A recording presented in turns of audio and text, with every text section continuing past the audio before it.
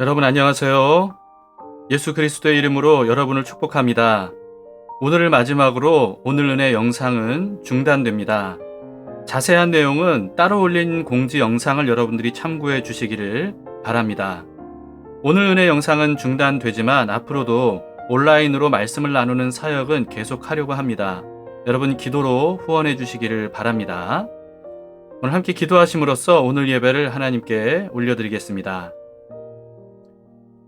사랑이 많으신 주님, 지금까지 하나님께서 오늘 은혜를 통해서 많은 말씀들을 나눌 수 있도록 인도해 주시니 감사합니다. 오늘도 주의 말씀에 귀를 기울입니다. 그리고 주님의 인도하심을 원합니다.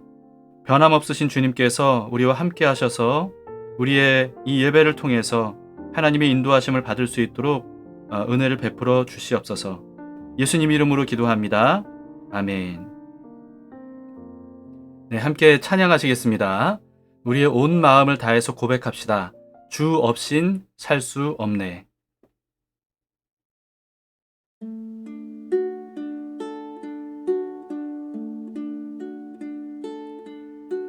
세상 다 변하고 이 삶의 끝이 와도 주 없인 살 수 없네.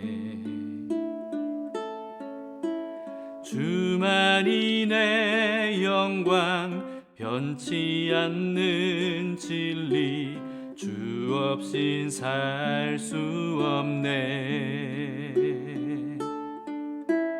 세상 다 변하고 이 삶의 끝이 와도 주 없인 살 수 없네.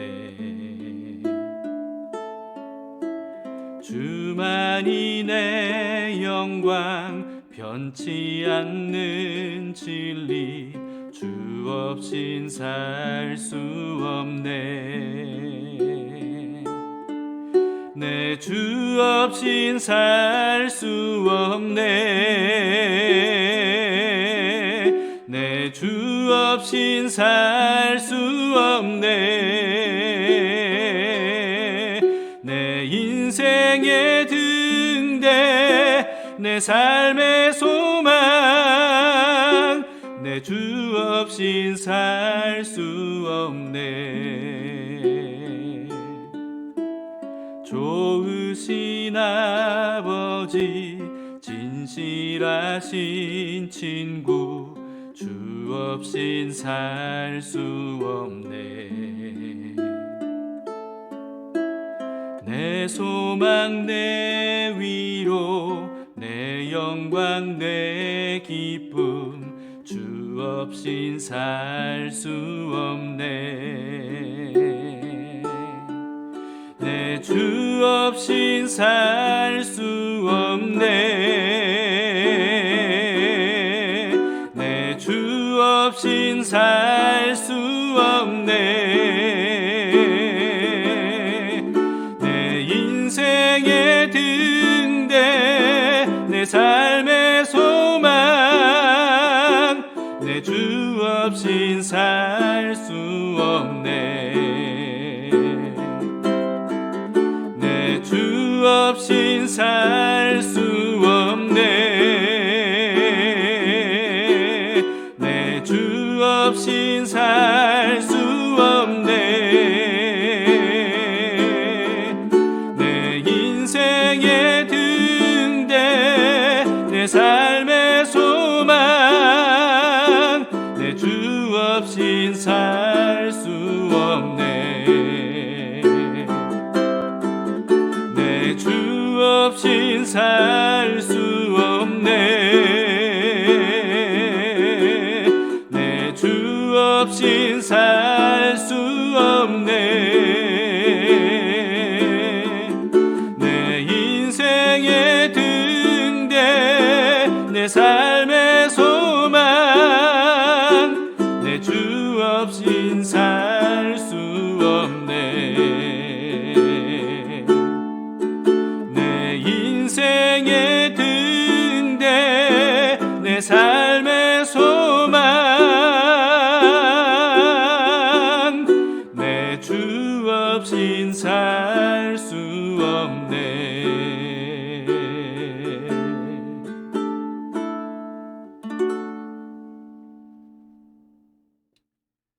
오늘 하나님의 말씀을 함께 보시겠습니다. 시편 80편입니다. 이스라엘을 구원해 달라는 탄원시입니다. 제80편 아삽의 시. 인도자를 따라 소사님 에두세 맞춘 노래.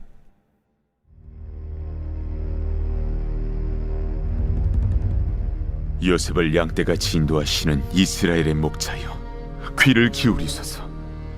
그룹 사이에 좌정하신 이여, 빛을 비추소서. 에브라임과 베냐민과 므낫세 앞에서 주의 능력을 나타내사 우리를 구원하러 오소서. 하나님이여, 우리를 돌이키시고 주의 얼굴빛을 비추사 우리가 구원을 얻게 하소서. 만군의 하나님 여호와여, 주의 백성의 기도에 대하여 어느 때까지 노하시리이까? 주께서 그들에게 눈물의 양식을 먹이시며 많은 눈물을 마시게 하셨나이다. 우리를 우리 이웃에게 다툼거리가 되게 하시니 우리 원수들이 서로 비웃나이다. 만군의 하나님이여, 우리를 회복하여 주시고 주의 얼굴의 광채를 비추사 우리가 구원을 얻게 하소서. 주께서 한 포도나무를 애굽에서 가져다가 민족들을 쫓아내시고 그것을 심으셨나이다.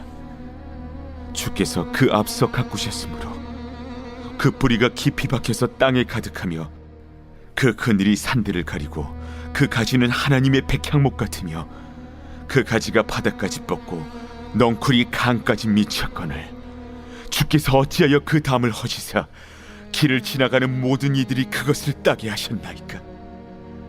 숲속의 멧돼지들이 상해하며 들짐승들이 먹나이다. 만군의 하나님이여, 구하옵나니 돌아오소서. 하늘에서 굽어보시고 이 포도나무를 돌보소서. 주의 오른손으로 심으신 줄기여, 주를 위하여 힘있게 하신 가지니이다. 그것이 불타고 배임을 당하며 주의 면책으로 말미암아 멸망하오니 주의 오른쪽에 있는 자, 곧 주를 위하여 힘있게 하신 인자에게 주의 손을 얹으소서. 그리하시면 우리가 주에게서 물러가지 아니하오리니 우리를 소생하게 하소서. 우리가 주의 이름을 부르리이다. 만군의 하나님 여호와여, 우리를 돌이켜 주시고 주의 얼굴의 광채를 우리에게 비추소서. 우리가 구원을 얻으리이다.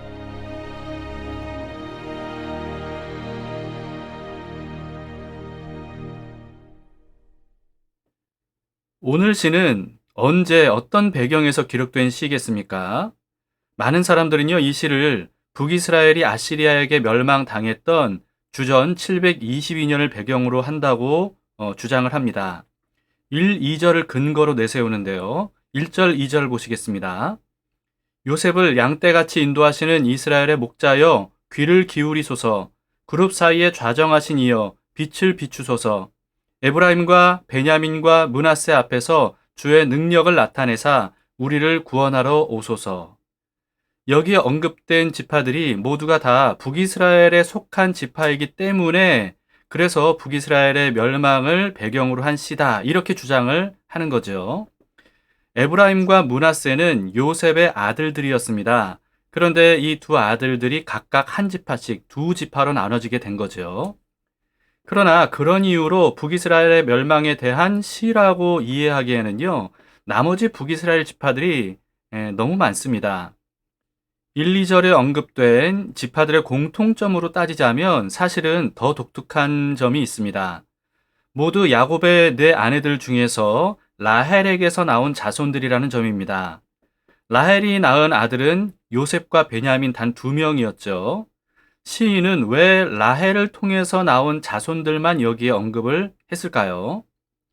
그런데 우리는 1, 2절에서 한 가지 특징을 더 발견할 수가 있습니다. 1절에서는 하나님을 양떼같이 이스라엘을 인도하시는 목자이시고 또 그룹 사이에 좌정하신이라고 고백을 합니다. 이 구절을 비롯해서 성경에 그룹이라고 번역된 단어는 우리가 잘 아는 집단을 의미하는 영어 그룹이 아닙니다. 그러므로 그룹 사이에 좌정하신다라고 하는 이 말씀을 사람들 사이에 계신 분이라고 오해해서는 안 됩니다. 성경에 나오는 그룹은요, 히브리어 케룹 또는 체룹이라고 부르는 단어인데요. 천사의 한 종류를 의미합니다. 오늘 본문에 그룹이라고 번역된 단어는 케룹의 복수 형태인 케루빔입니다. 성경에서 이 그룹 사이에 계신다라고 하는 이 표현은 언약궤의 뚜껑인 하나님의 임재의 보좌인 시은좌를 의미하는 관용적인 표현입니다.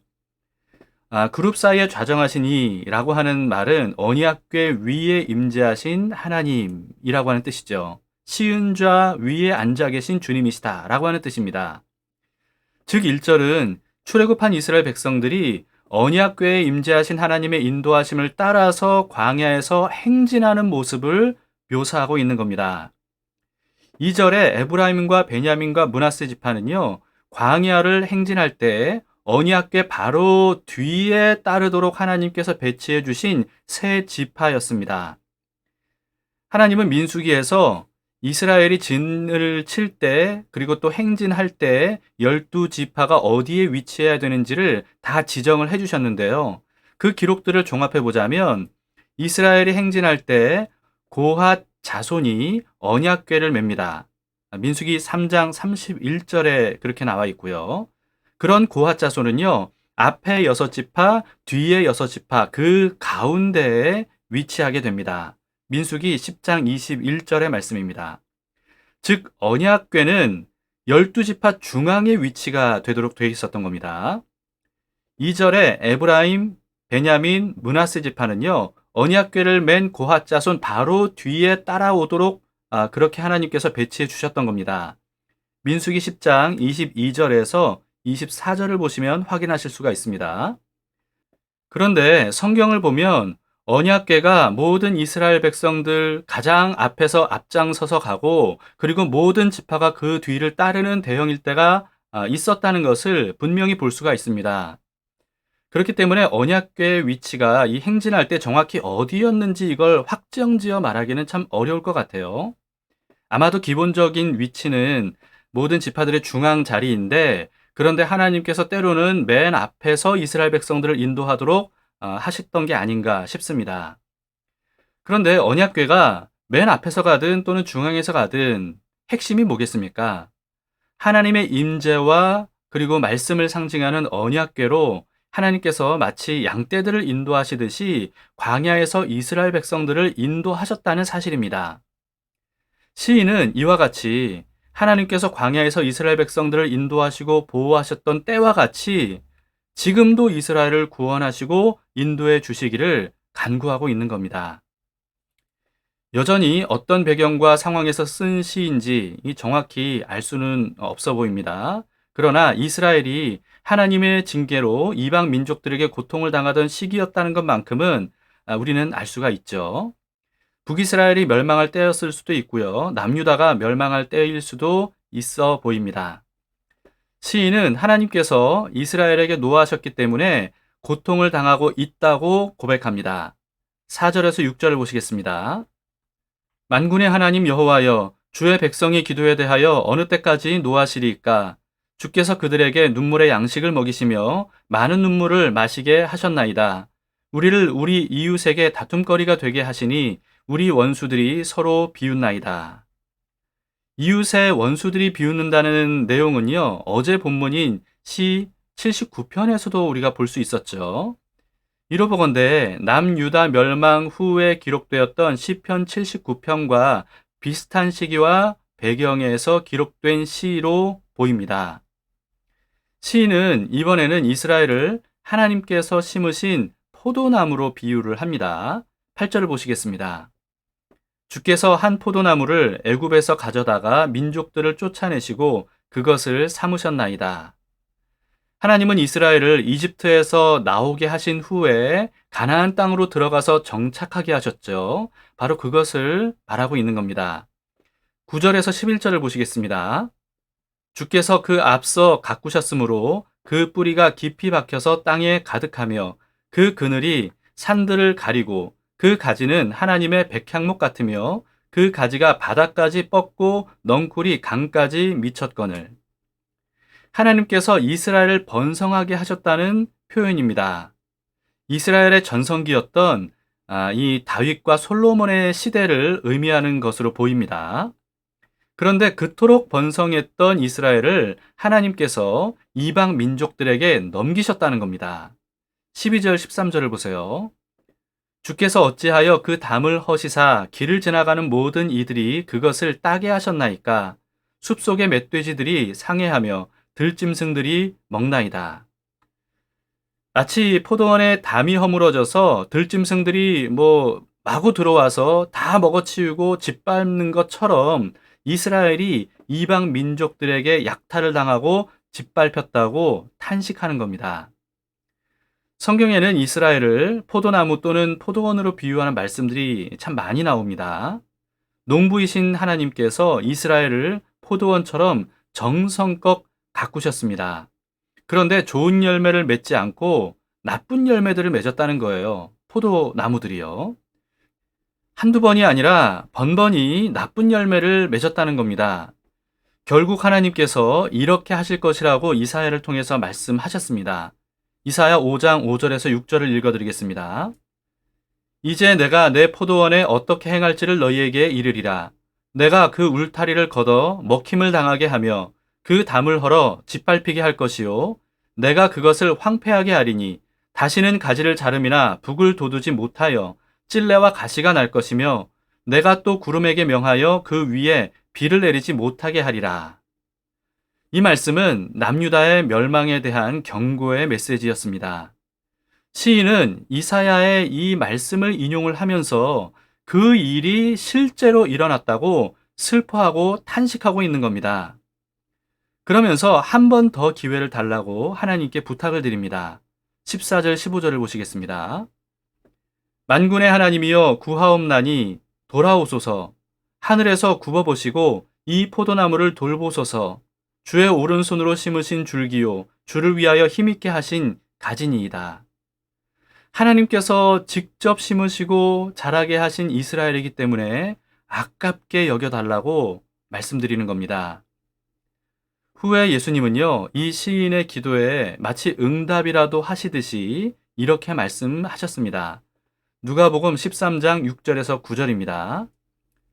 이에 비유로 말씀하시되 한 사람이 포도원에 무화과 나무를 심은 것이 있더니 와서 그 열매를 구하였으나 얻지 못한지라.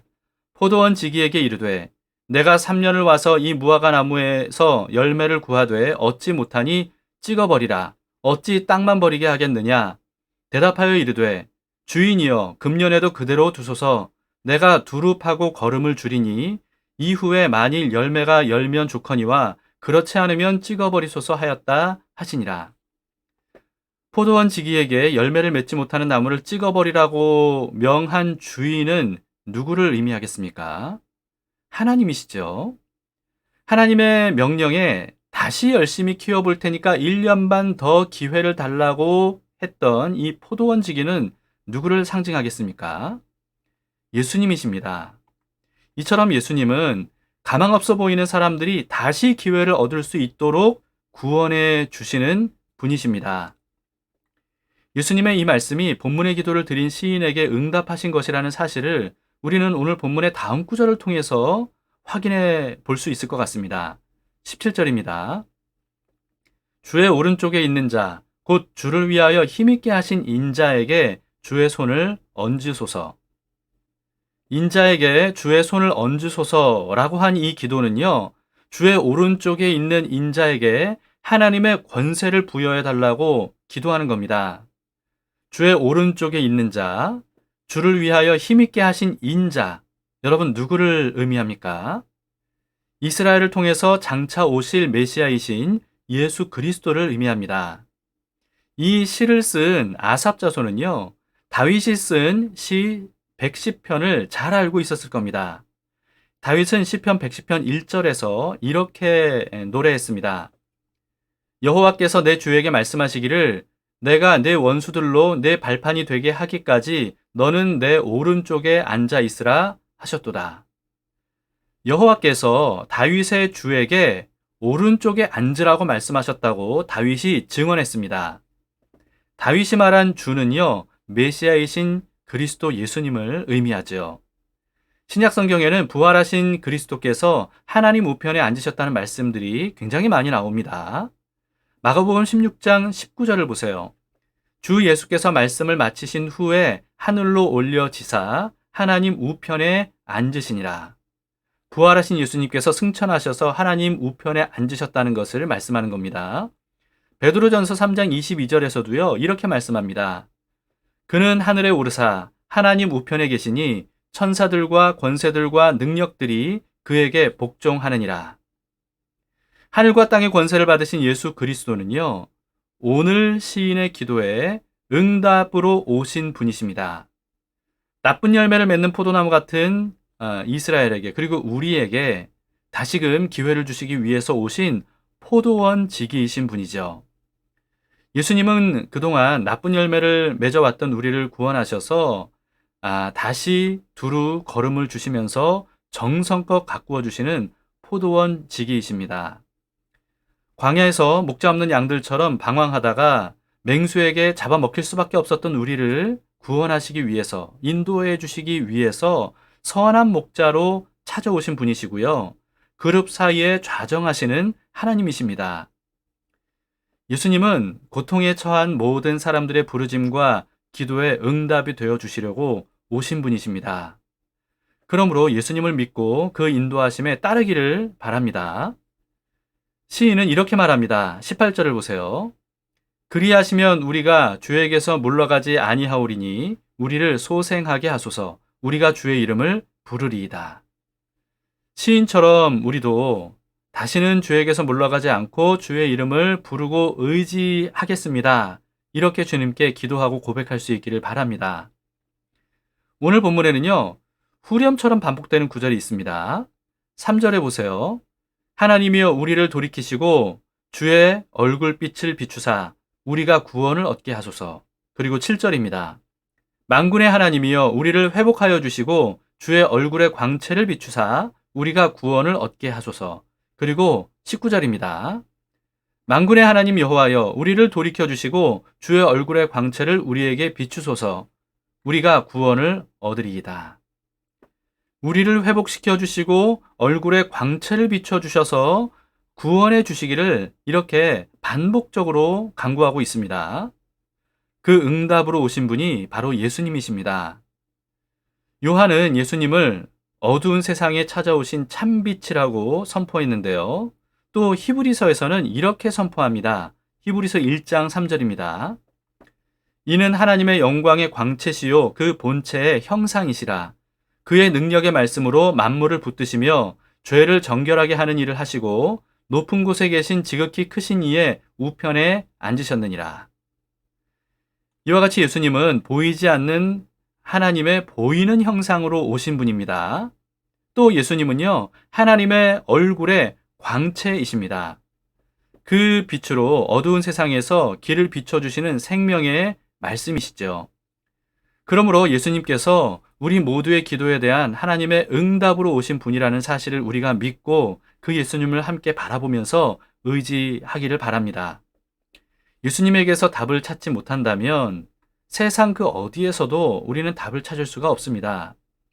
그런데 감사하게도요, 예수님은 우리 모든 인생 문제의 해답이 되시기에 충분한 분이십니다. 그 사실을 믿고 우리의 삶을 우리 예수 그리스도 그분께 맡겨드리도록 합시다. 그러면 예수님께서 우리를 포도원 지기처럼 다시금 키워주실 거고요. 그리고 목자 없는 양처럼 유리방황했던 우리들의 목자가 되셔서 우리를 광야 같은 삶에서 안전하게 인도해 주시리라 믿습니다. 함께 기도하시겠습니다. 좋으신 하나님 아버지, 오늘 말씀을 통해서 예수님께서 모든 기도하는 사람들의 응답으로 오신 분임을 알게 하시니 감사합니다. 우리의 기도에도 주님께서 예수님으로 응답해 주심을 믿고 감사를 드립니다. 이 시간 예수님을 바라보면서 예수님을 믿고 따르기를 원하오니 주님 우리의 눈을 열어서 주님 보게 하시고 주님의 말씀을 듣고 그 인도하심의 음성을 따라서 나아갈 수 있도록 인도해 주시옵소서. 오늘의 삶도 주님께 맡깁니다. 광야 같은 이 세상에서 주님 없이는 살 수가 없습니다. 주님을 보내주셨기에 우리는 살 수가 있습니다. 주님, 예수님을 끝까지 하루하루 잘 따라갈 수 있도록 오늘 예배를 드리는 모든 사람들에게 함께해 주시옵소서. 감사하며 예수님 이름으로 기도합니다. 아멘. 네, 여러분 오늘 말씀을 생각하시면서 예수님을 바라보시고 우리의 삶을 맡겨드리는 기도를 올리시기를 바랍니다. 그리고 항상 형제 자매들을 위해서 중보 기도하는 것도 잊지 말아 주시기를 바랍니다. 오늘도 예수님께서 변함없이 우리와 함께 하십니다.